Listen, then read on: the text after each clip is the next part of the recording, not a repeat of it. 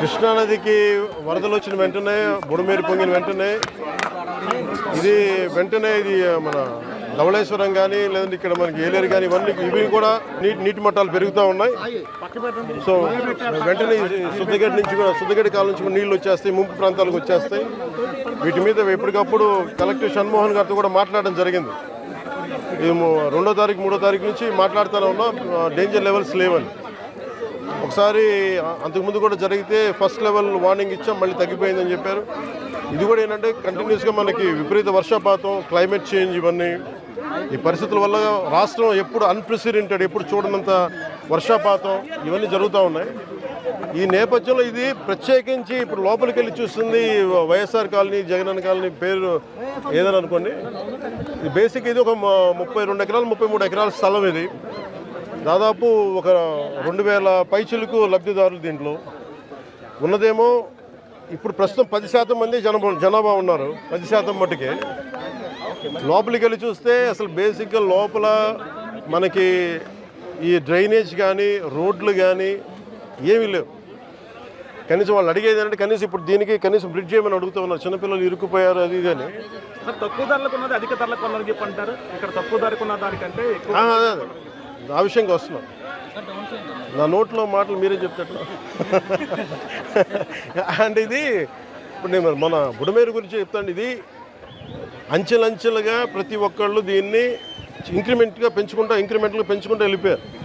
ఉదాహరణకి ఒకరితో మాట్లాడుతుంటే, వాస్తువులతో మాట్లాడుతూ ఉంటే ఇది 2 లారీలు వెళ్ళేంత దారి ఉంది. నదీ పరివాహక ప్రాంతాన్ని ఇది ఈజీగా వెళ్ళిపోయేది. కొంతమంది చెట్లు వేసి ఆ గట్లని వాళ్ళ పొలాలు కలుపుకోవటం అదొకటి. ఇది చాలా ఇంక్రిమెంట్లు జరిగింది. కానీ ఇది మట్టుకు ప్రత్యేకించి ఈ జగనన్న కాలనీ మట్టుకు గత ప్రభుత్వం చేసిన తప్పులు. ఇది ఆల్రెడీ 4 అడుగులు లోతట్టు ప్రాంతం. ఇది చిన్నపాటి వర్షం వస్తే మునిగిపోయే ప్రాంతాలు ఇవి. అలాంటి చోట్ల వీళ్ళు 30 ఎకరాల పైగా 32-34 ఎకరాల పైగా వీళ్ళు ఇచ్చారు. ఇది మామూలుగా మనకి రిజిస్ట్రేషన్ ప్రకారం మనకి 13 లక్షలు ఉండేది. అది మార్కెట్లో మనం చూస్తే 30 లక్షలు. దీన్ని వీళ్ళు 60 లక్షల రూపాయలు పెట్టుకున్నారు. సో ఇది జగనన్న కాలనీ అనేది గత ప్రభుత్వం చేసింది ఎన్ని 100 కోట్ల 1000 కోట్ల తేల్చి మన క్యాబినెట్ మీటింగ్లో తేల్చి చెప్పాలి. అన్ని మొత్తం కూర్చున్న దాని మీద వర్కౌట్ చేస్తున్నాం. దాంట్లో భాగంగా చూస్తే 30 లక్షలు మార్కెట్ రేట్ ఉండగా 60 లక్షలు పెట్టుకున్నారు. అది లోతట్టు ప్రాంతం. ఎవరు ఈ రోజుకి 10% మించి ఎవరు మనకి లబ్ధిదారులు లోపలికి రాలా. దాన్ని బట్టి మీకు అర్థం చేసుకోవచ్చు. ఇలాంటి చోట్ల ఇప్పుడు ప్రత్యేకంగా ఛాలెంజ్ చేసి వీళ్ళు చేసిన తప్పుల్ని మేము కవర్ చేయాలి. వీళ్ళు ఇచ్చేసారు, ఆ తప్పుల్ని కవర్ చేయాలి. వాళ్ళకి ఇన్ఫ్రాస్ట్రక్చర్ ఏదైతే అవసరాలో ఇన్ఫ్రాస్ట్రక్చర్ డెవలప్ చేయాలి. ఇది ఇప్పుడు అలా కాదు. ఇప్పుడు మీరు ఏలేరు ఆధునీకరణకి వీటన్నిటికీ మీకు నిధులు కొరత, అంతే కదా.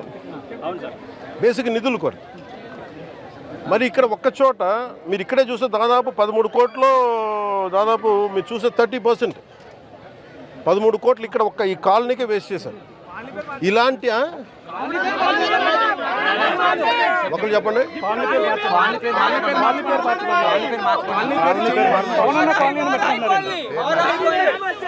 ఇది కాలనీ పేరు మార్చుకోవడం అంటే మీరు అందరూ కోరుకొని అలాగే మీరందరూ కోరుకొని ఒక నిమిషం కాలనీల పేర్లు ఎందుకు నాయకుల పేర్లు ఉండకూడదు చెప్తా. వాళ్ళ జేబులో డబ్బులు కాదు. అందుకని మనం చేయాల్సింది ఏంటంటే నేల కోసం పనిచేసిన నాయకుల పేర్లు పెడితే మంచిది. అదే మన జాతీయ నాయకులు చాలా మంది ఉన్నారు, రాష్ట్ర స్థాయి నాయకులు ఉన్నారు, పిఠాపురం మహారాజు గారు ఉన్నారు. అలాంటి గొప్ప మహానుభావుల పేర్లు పెడితే మంచిది. మేము నిజంగా అలాంటివి కోరుకుంటాం.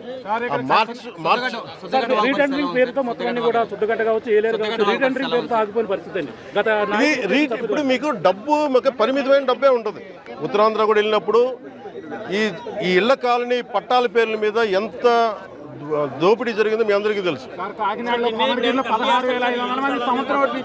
అదే అన్నాను, మడ అడవులు ఇచ్చారు, మడ అడవులు, ఆవు భూములు, వీటన్నిటి మీద ఒక లెక్క నీకు తేల్చాల్సి ఉంది. ఇప్పుడు క్లాసిక్గా మీరు చూస్తే మీకు అర్థమవుతా ఉంది డబ్బు ఎలా దుర్వినియోగం జరిగింది. ఈ డబ్బు దుర్వినియోగం ఆపగలిగితే ఈ ఆధునీకరణ పనులని జరుగుతాయి. నేను దాన్ని మనస్ఫూర్తిగా నమ్ముతున్నాను. అంటే ఇది నేను ముందు నుంచి కూడా అధికారుల సంసిద్ధత ఎలా ఉంది, ఏ స్థాయిలో ఉంది అని ఫస్ట్ నేను ముందు నుంచి ఫోన్లో మాట్లాడుతున్నాను. ఈరోజు వచ్చి మొత్తం చేశాను. అన్ని మనకి హెల్త్ క్యాంప్స్ కానీ వరద నీరు తగ్గగానే మనకి అంటువ్యాధులు వస్తాయి, దానికోసం చర్యలు ఏం తీసుకున్నారని కలెక్టర్ గారితో చెప్పినా కానీ చూడటం జరిగింది. ఖచ్చితంగా ఇలాంటి వాటికి ఇది రిపీటెడ్గా అయిపోయింది. లాస్ట్ 2-3 దశాబ్దాలకు ఇదే నడుస్తూ ఉంది. జనాభా పెరిగిపోయే కొద్దీ మనకి నష్ట తీవ్రత తెలుస్తూ ఉంటుంది. మనకి వ్యవసాయ భూమి వినియోగంలోకి వచ్చే కొద్దీ నష్టం తెలుస్తూ ఉంటుంది. దీని మీద ఇది ఒక్క పిఠాపురంకి సంబంధించి ఎక్కడెక్కడ ఇలాంటి పరిస్థితులు ఉన్నాయి వీటన్నిటి మీద సమగ్రంగా ఒక కమిటీ చేయాలి. మన ముఖ్యమంత్రి గారితో కూడా మాట్లాడుతున్నప్పుడు ఈ మాట మాట్లాడాము. దీని మీద అసలు టోటల్గా ఏమేమి ఉన్నాయి రాష్ట్రంలో ఎలాంటివన్నీ ఇది మొత్తం వరదలు తగ్గిన తర్వాత దీని మీద ఒక